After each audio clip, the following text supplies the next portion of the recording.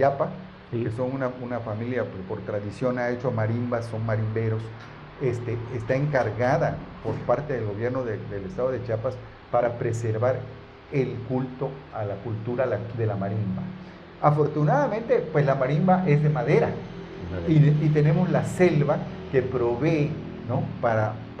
Todavía tenemos algo de selva. Pues, yo creo que hay bastante selva todavía, hay mucho que rescatar, y más con estos programas ahora de reforestación y de los programas que el gobierno federal está implementando para incrementar las zonas selváticas, podemos estar tranquilos de que vamos a tener madera por algunos años más. Y es un arte esto de la marimba, Sí. porque como cualquier instrumento, pero la marimba mucho más especial porque tienes que conocer la dureza de la madera, darle el tono de seleccionar, ¿no? Conocer el tipo de madera y darle el tono que le tienes que dar, conocer de música a profundidad, ¿verdad? Y como bien dices tú, nosotros fuimos y crecimos con la marimba, Sí. porque en Tenosique no había música electrónica. Así es. Porque muchas veces no había ni corriente eléctrica. Entonces, crecimos y bailamos al calor de la marimba, ¿no? Entonces somos de música tropical, ¿no? Conocimos la música de los Beatles o de la música moderna ya muy tarde, ¿no? Llegamos tarde a ese proceso. Sí, efectivamente. Y por eso dices tú, yo me sumo totalmente a la iniciativa y estoy seguro que muchas personas lo van a hacer, como por ejemplo darle vueltas al parque. Era una costumbre muy bonita, ¿no? O sea, los hombres de un lado y las mujeres para el otro.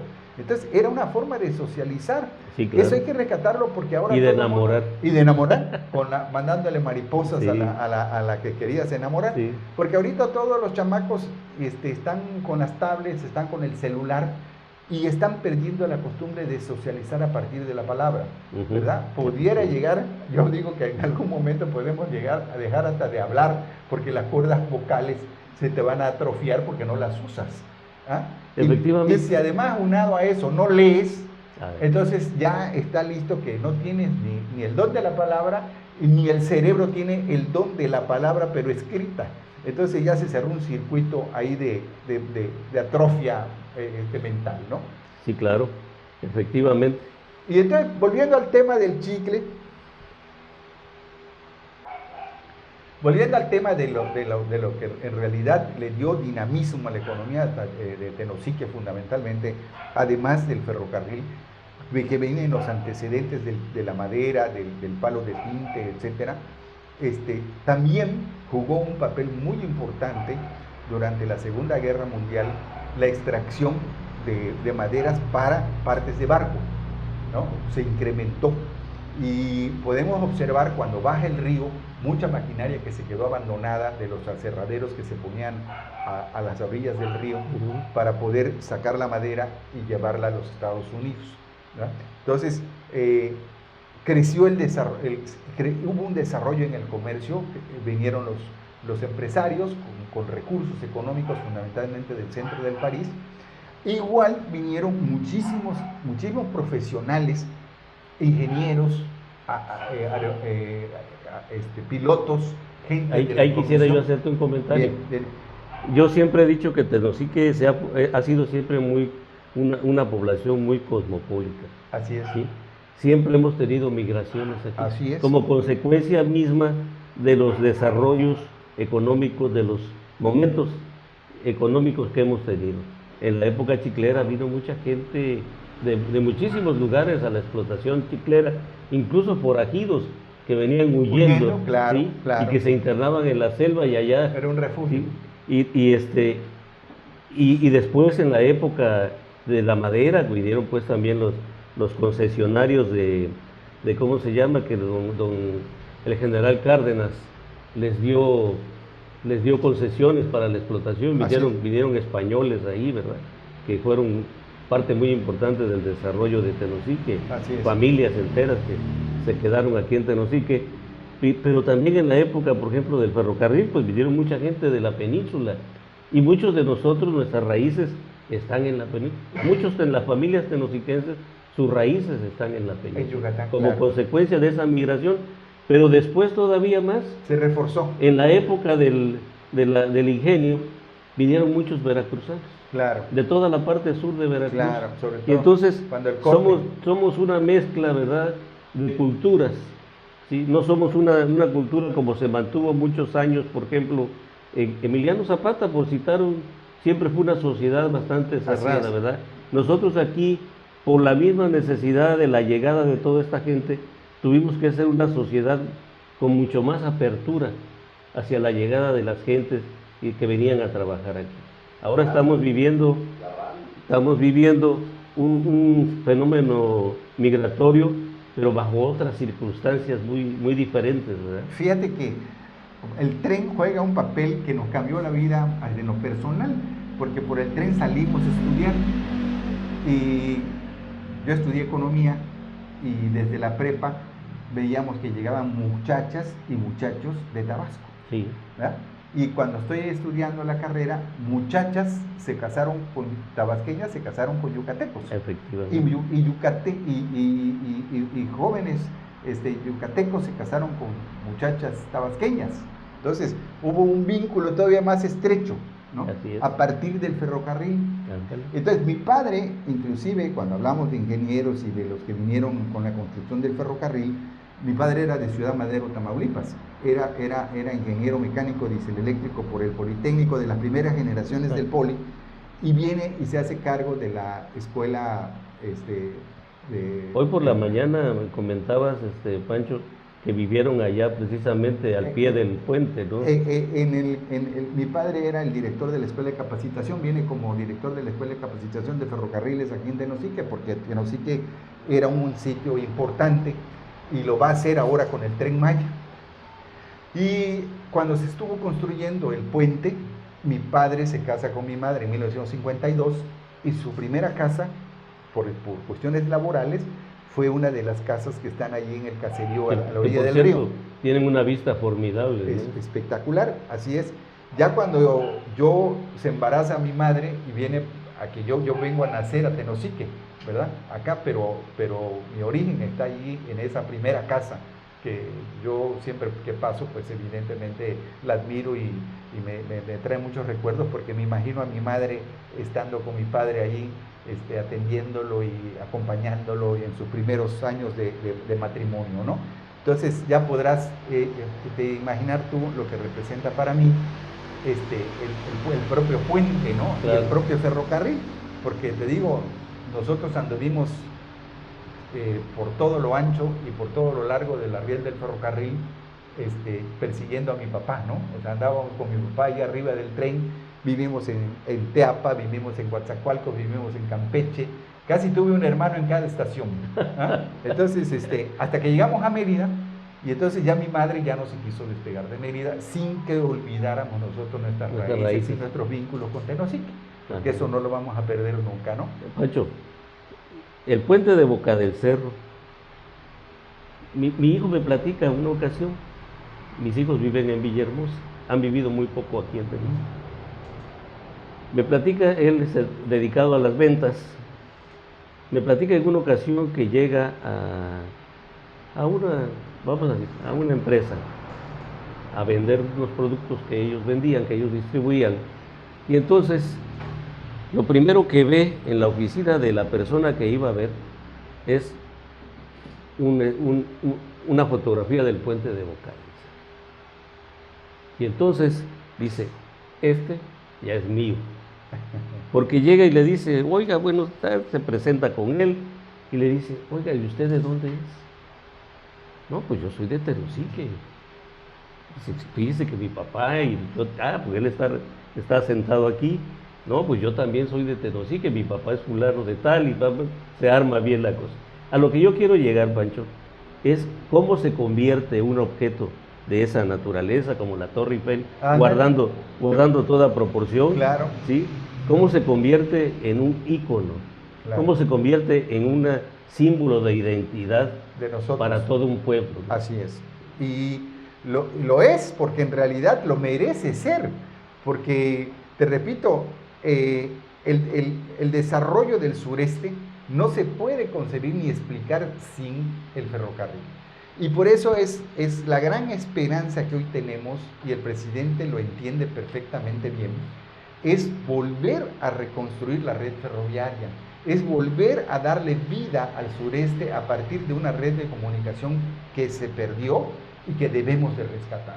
El ferrocarril juega hoy en el mundo, contra todo pronóstico y contra todos los que denostan al ferrocarril, un papel importantísimo como vía de comunicación. Sin ferrocarril no hay desarrollo. En España, en Francia, en Japón, en China. Muchos países, China, ya no digas China, el tren que va de Pekín al Asha, al techo del mundo, ¿no?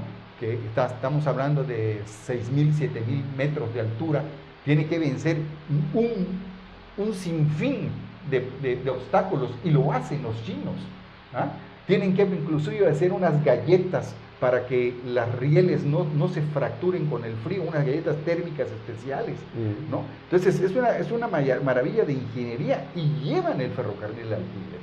¿Y la India? Y en la India lo mismo. Mahatma Gandhi no hubiera podido haber hecho una revolución pacífica como la que hizo sin el concurso de los ferrocarriles. Hoy por hoy los ferrocarriles en la India siguen viajando la gente arriba de los vagones, ¿verdad? Porque son tantos, son millones que van arriba, ¿no? Y juega un papel fundamental. Sí, pero aparte de todo, ya visto desde los años que tenemos, Pancho, la cuestión sentimental, la cuestión romántica del ferrocarril, ¿no? Mira, cuando nosotros llegamos en el 60 a Mérida, cuando mi padre nos lleva la primera vez a Mérida, que va a dar la instrucción para ferrocarriles, se están cambiando las locomotoras de vapor de vía angosta por unas dieseleléctricas Delco de vía angosta. Vienen de Estados Unidos y Canadá esas locomotoras. Y habían 12 locomotoras de patio de vapor. Se vendieron a Disneyland. Fíjate. Entonces, yo tuve la fortuna de viajar en una locomotora de vapor, ¿verdad? Y la fortuna, años después, al irme a estudiar a Francia, a Lyon, de viajar en el TGV, en el tren de grande velocidad de 300 kilómetros por hora, que en ese momento era ahorita ya hay unos de 600 y 700 kilómetros por hora, que ya lo hicieron los chinos y los japoneses. Pero entonces cuando me subo al TGV, ¿no? Pienso me viene un shock emocional, porque digo yo, si yo le digo a la gente que yo viajé en una locomotora de vapor, no me lo van a creer, y ahora estoy arriba de un tren de alta velocidad. Este tren que se está pensando hacer ahorita, esto es, como bien dices tú, explotando nuestros sentimientos, ¿no? Este tren que se pretende, que se está construyendo, porque hoy recorrí parte del tramo de la vía ahí en Boca del Cerro, no va a ser un tren de gran velocidad, ¿me entiendes? Pero comparado con lo que tenemos, con la basura que había, porque no había otra forma de llamarle, o sea, no es que yo menosprecie, porque realmente así era, porque el tren viajaba 10, 15 kilómetros por hora, porque no podía ir más rápido, porque los durmientes estaban podridos, porque las empresas estas a las cuales se les dio la concesión nunca le invirtieron en la fue explotación.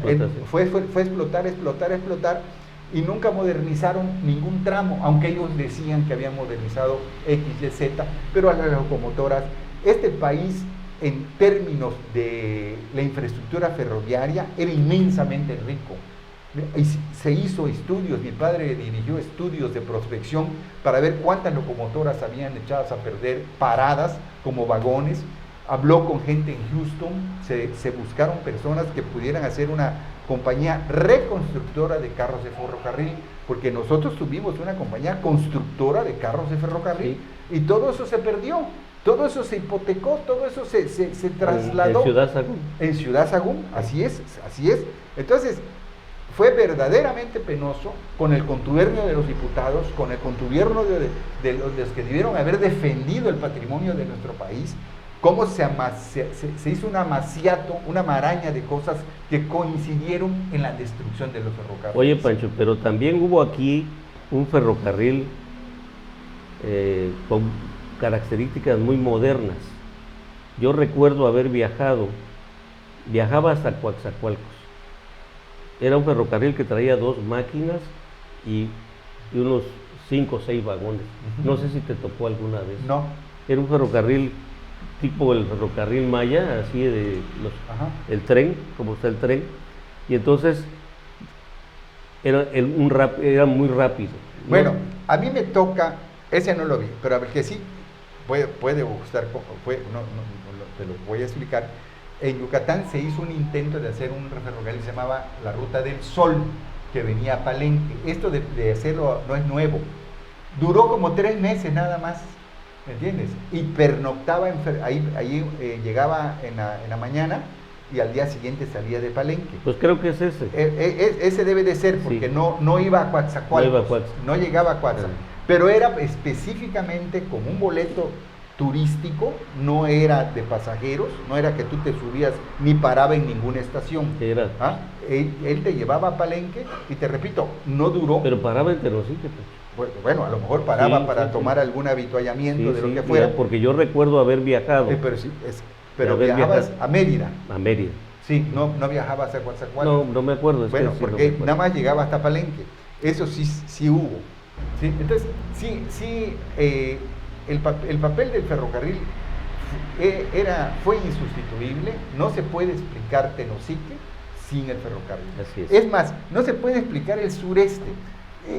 Hay una intervención del secretario de gobierno que me encantó en el Senado sobre la cuestión de lo que significó el atraso que tuvimos y que tenemos con el sureste con respecto a otras regiones del país, porque prácticamente nadie sabe lo que sufrimos los del sureste con la leishmaniasis, la malaria, la leptospirosis, todas las enfermedades de carácter tropical. El aislamiento total. Porque era el aislamiento total. Y el ferrocarril vino a darle un respiro, ¿verdad?, de integración, de comunicación, aunque leyéramos el Excelsior 2 días después, ¿verdad? o el diario Yucatán al día siguiente, ¿verdad? Pero Tenosique, en su desarrollo que tuvimos, los grandes auges de Tenosique, hemos sido pioneros en muchas cosas, sobre todo en la cuestión de medios de comunicación. ¿Sí? Aquí tuvimos la primera radiodifusora de toda esta zona, incluyendo Palenque, Emiliano Zapata, no digamos el Petén, ¿no? Y fíjate que yo era un muchacho en ese entonces, yo calculo que tenía yo entre 16, 15 años, y vino el señor de la Torre a poner su radio XZX, nuestra querida, así le digo yo, ajá, nuestra querida XZX. Sí. Y recuerdo que estaba, la primer cabina que se hizo, estaba en lo que es ahora al lado del Chelo David. Al lado del Chelo David, donde estaba la refresquería del Chelo David. Ajá. Y entonces nosotros, como el señor Torres, o de la Torre o Torres, José Torres Morales, y Enrique Hernández, sí, trajo a un hijo que se llamaba Luis, ¿sí? Y entonces pues nosotros lo hicimos muy amigo de Luis, era un muchacho también. Entonces ayudamos a armar la cabina. Correcto.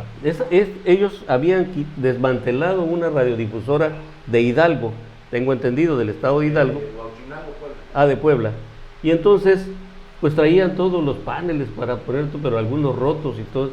Y lo hicimos. Para la acústica. Ándale, para la acústica, que ahora ya no es tan importante porque hay micrófonos que son sumamente sensibles, ¿no? Pero en ese entonces. Y luego fue con cajas de cartón de huevo. Y bueno, terminamos en las que no pudimos,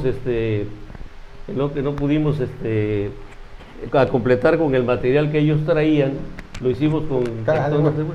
Entonces para mí fue una parte muy importante y muy emocional, porque yo me emociono mucho, claro, porque tuve la oportunidad de vivir ese momento tan importante. Al frente también pues estaba don Enrique Hernández Goyonet, el padre de nuestro anfitrión, que era una bella persona, don Enrique. Sí, cómo no, sí, caballero. Un caballero. Sí, señor. Y fuimos pioneros nosotros en ese aspecto. Era muy importante porque por primera vez se le dio voz al pueblo. Fíjate que nosotros, yo al menos en lo personal, tuve la fortuna de pertenecer a una familia de educadores, porque mi tío Armando Solá pues era director de la secundaria, mi padre era director de la escuela de capacitación, y siempre estuve cercano a los libros, ¿verdad? Leíamos. Cuando viene la ZX, hay una revolución, porque mi padre me regala un radio de 3 bandas, que como el radio de don Manuel Calzada, en la noche, había que se ponía don Manuel en la tienda a oír la voz de los Estados Unidos de América, desde Washington. Lo mismo hacía mi tío Pepe Fernández. Muy bien, desde Washington DC, la voz de los Estados Unidos de América. Y esa era la comunicación. Radio Rebelde, que estaba la cuestión de la Revolución Cubana, y cuando llega la radiodifusora, era obligado, porque no todo el mundo tenía radio, sí, no tenía el aparato, de ir a oír las peleas con Tony Curtis. Que Tony Curtis estaba al lado enfrente de doña Mercedes Torruco, de Casa Villanueva, ahí tenía su peluquería, sacaba el radio, ¿verdad? Un punto azul.